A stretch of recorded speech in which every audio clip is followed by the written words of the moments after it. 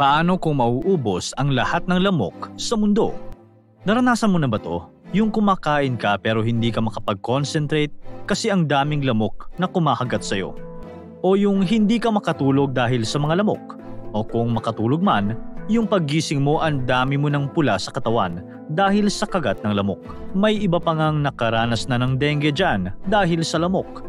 Minsan mapapaisip ka na lang na sana maubos na lang tong mga lamok na to para hindi ka na ma-bad trip o magkasakit. Kaya ang tanong, ano nga ba ang mangyayari kung mauubos ang lahat ng lamok sa mundo? Pag-usapan natin.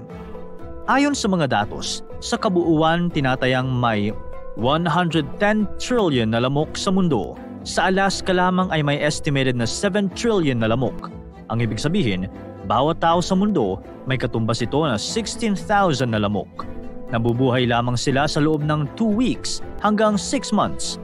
Marami sa atin ang nag-aakala na ang lahat ng lamok ay nagdadala ng sakit. Pero alam mo ba na mula sa 3,500 na iba't ibang klase ng lamok, 3 species lamang ang nagkakalat ng sakit.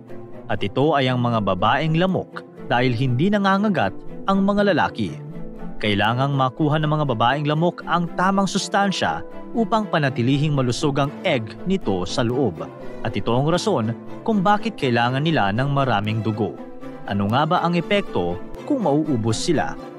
Ang pinakamalaking epekto nito ay kung wala ng lamok sa mundo, libo-libong buhay ang maliligtas mula sa mga dalang sakit nito bawat taon.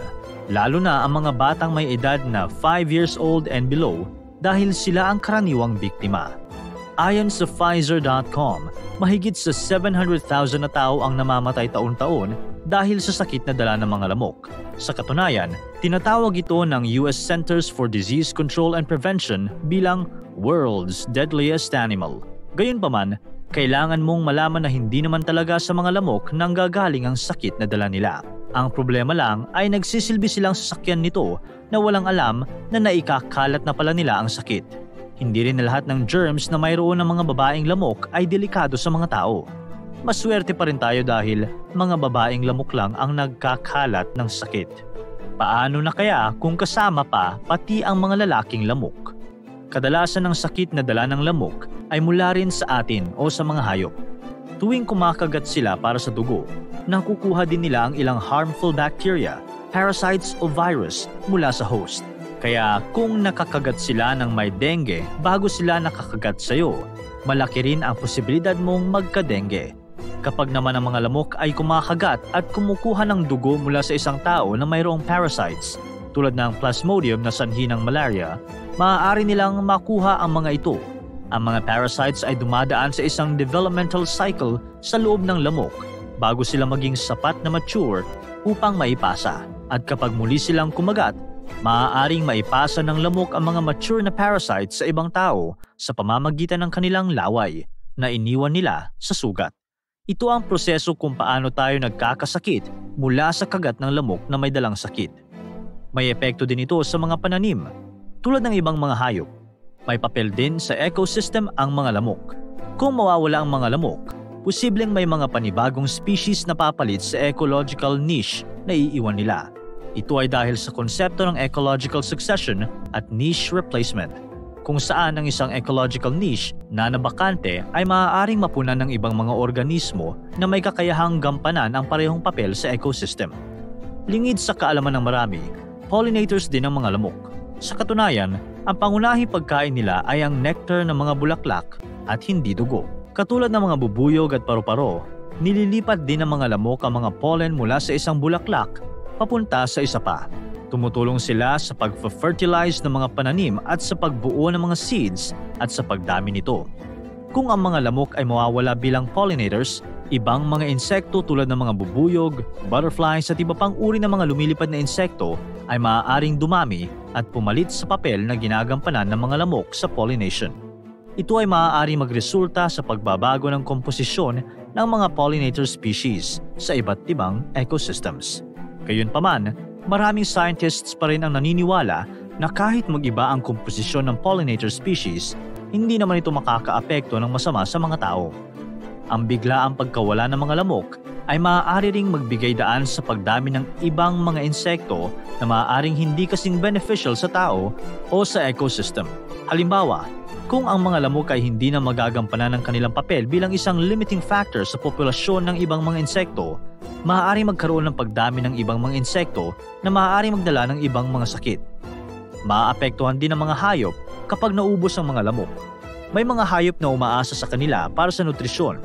Isa na dito ang mosquito fish, isang kakaibang predator na pumapatay ng mosquito larva. Ayon sa ilang entomologists, mahihirapan ng maraming klase ng mga isda kung mawawala ang mga lamok at posible pa nga na may ilan sa kanila na maging extinct. Marami pang mga hayop ang kumakain ng lamok.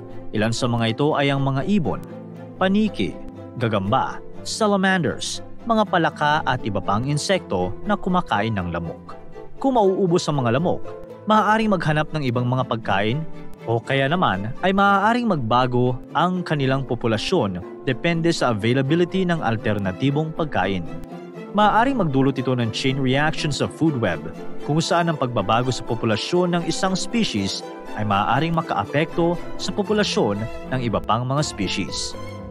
Gayunpaman, hindi naman lamok lang ang kinakain ng mga hayop na ito upang mabuhay. Kaya kung maaapektuhan man sila, hindi sila magiging extinct kasi may iba pa silang nakakain. Sa madaling salita, karamihan sa mga species ng hayop ay hindi magugutom kung mauubos man ang mga lamok. Sa katunayan, posible pa ngang may ilan na mas gaganda ang buhay kung wala na sila. Kung maraming magandang epekto nga ang pag-ubos ng mga lamok, hindi ito masyadong nakakasama. Paano naman natin gagawin iyon? May mga scientists na mula sa Oxford University ang sumubok na i-modify ang mga male mosquitoes para sa mga species na may dala ng Zika virus at dengue, ang Aedes aegypti. Sa pamamagitan nito, hindi nalalaki ng maayos sa mga larva ng mga lamok at hindi rin sila pwedeng makareproduce, kaya hindi na sila dadami pang muli at mauubos pag namatay na ang mga buhay na lamok ngayon. Ginawa nila ito sa Cayman Islands at halos 96% sa kanila ang naubos sa mga kalapit na areas. Gayunpaman, ayon sa isang entomologist na si Phil Low-Nibus, kailangan pa rin nating mag-ingat pagdating sa pag-ubos sa mga lamok. Sa kabuuan, oo, kung mauubos ang mga lamok, mababawasan ang mahahawa ng ilang mga sakit na kinakalat nila. Pero paano kung magkaroon naman tayo ng ibang problema tulad ng pagkasira ng natural balance ng ating ecosystem o ang pagdami ng ibang mga insekto na mas delikado pa kaysa sa mga lamok? Para tuloy-tuloy ang saya at kwentuhan, huwag kalimutan mag-subscribe sa Bubbly YouTube channel at pindutin ang notification bell.